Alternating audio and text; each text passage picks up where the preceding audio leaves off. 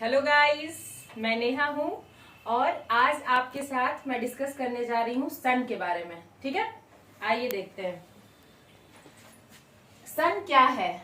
सन एक स्टार है। स्टार क्या होता है? जिसके पास अपना हीट और लाइट होता है उसको हम लोग स्टार कहते हैं। सन जो है वो सोलर सिस्टम का बहुत इंपॉर्टेंट पार्ट है जो हम लोग आगे डिस्कस करेंगे।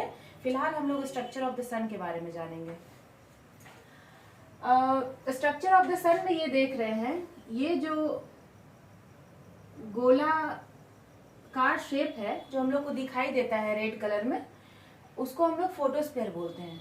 उसका जो टेम्परेचर होता है इतना ज्यादा होता है, 6000 डिग्री सेल्सियस का होता है। उसके बाद उसका नेक्स्ट लेयर जो होता है इस तरह का, ये जो लेयर बना हुआ है इसको हम लोग क्रोमोस्फीयर बोलते हैं। इसका जो टेम्परेचर होता है वो 32,000 डिग्री सेल्सियस होता है। और इसका सबसे आउटर पार्ट जो होता है, इस तरह का जो लपेटा ये लग रहा है, इसको हम लोग देख नहीं सकते हैं क्योंकि इसका बहुत ज्यादा टेम्परेचर होता है और बहुत ज्यादा लाइट। इसको हम लोग कोरोना बोलते हैं। इसका जो तापमान है, टेम्परेचर 27 लाख डिग्री सेल्सियस है। ठीक है, तो ये जो है स्ट्रक्चर ऑफ द सन है।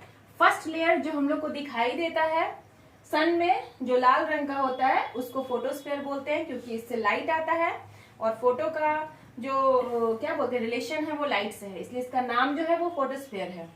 Temperature 6000 degree Celsius. उसके बाद जो नेक्स्ट लेयर आता है, ये जो लेयर है उसको क्रोमोस्फीयर बोलते हैं। उसका जो टेम्परेचर है वो 32,000 डिग्री सेल्सियस। और लास्ट लेयर जो है जिसको हम लोग कोरोना बोलते हैं, वो बहुत ज्यादा टेम्परेचर हो जाता है इसका 27 लाख डिग्री सेल्सियस। तो ये जो है ये स्ट्रक्चर ऑफ द सन है। सन एक स्टार है, स्टार उसको बोलते हैं जिसका अपना हीट और लाइट होता है। ठीक है, सन किस चीज से मिलकर बना हुआ है? तो सन में 75% जो होता है वो हाइड्रोजन गैस होता है और 24% हीलियम। 1% में अदर गैसेस आते हैं, जैसे कार्बन हो गया, इस तरह से अदर गैसेस आते हैं। ठीक है, अब सवाल ये उठता है कि सन स्टार तो है, स्टार में अपना हीट और लाइट होता है, ये तो हम लोग डिफाइन कर रहे हैं, लेकिन सन का स्टेज क्या है? क्या ये सॉलिड होता है, लिक्विड होता है, गैस होता है, क्या होता है? अब ये तो हम लोग जानते हैं कि मैटर, ये दुनिया जो है वो मैटर से मिलकर के बना हुआ है। अब मैटर किस चीज से मिलकर बना है?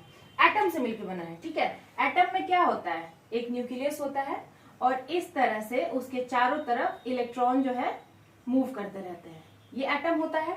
ठीक है, मैटर एटम से मिलकर के बना हुआ है। मैटर का 3 स्टेज हम लोग अभी जानते हैं, सॉलिड, लिक्विड और गैस। अब सॉलिड तो ये होता है, सॉलिड में क्या है? सारे एटम्स आपस में क्लोजली कॉम्पैक्ट स्ट्रक्चर में होते हैं, जिसके कारण इसका अपना शेप और साइज होता है, इसका डेंसिटी भी ज्यादा होता है।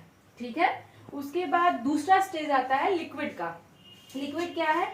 लिक्विड में जो है वो एटम्स वो थोड़े लूजली कनेक्टेड होते हैं। इस तरह से मान लीजिए लिक्विड को जिस शेप में आप ढालिएगा उस शेप में वो कन्वर्ट हो जाएंगे। पानी है, पानी क्या है? लिक्विड है, उसको अगर हम लोग ग्लास में भी डालेंगे तो उसका शेप ले लेगा, अगर हम लोग बकेट में भी डालेंगे तो उसका शेप ले लेगा।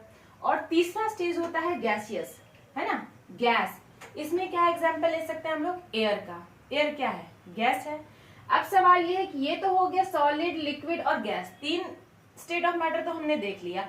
फोर्थ जो हम लोग बोल रहे हैं ये प्लाज्मा स्टेट में, ये क्या होता है, कैसे समझेंगे?